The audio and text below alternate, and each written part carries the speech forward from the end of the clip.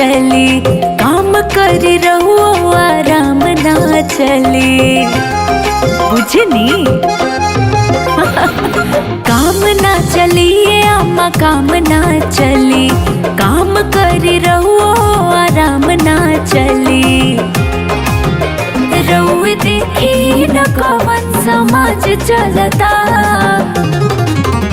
कुल राखी जे गरम में जाज चलता।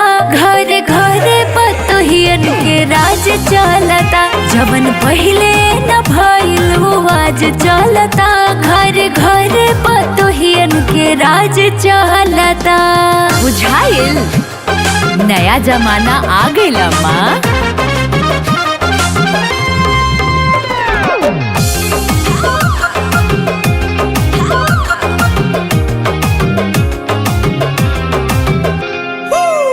हम न सासू तोहार नौकरनिया, हम तो हई राउर बेटा के कनिया।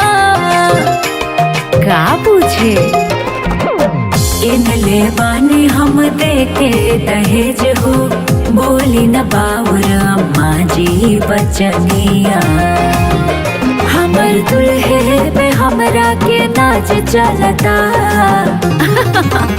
कुल राखी जे गरम में जाज चलता। घर घर पतोहियन के राज चलता, जवन पहिले न होखे वो आज चलता। कि घर घर पतोहियन के राज चलता। कुल मतलब ठंडा अम्मा जी, ठंडा।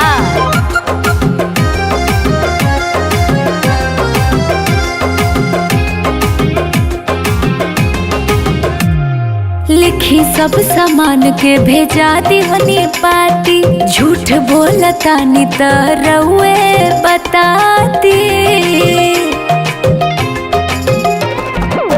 लिख लेना रहनी दहेज में सुहुर हो, फिर कहे हमारा और फाटेला जी चाहती।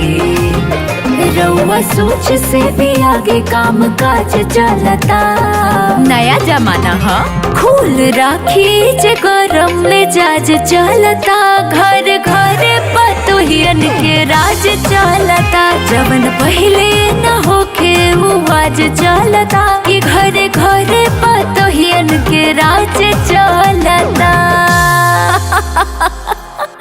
अम्मा जी, I love you.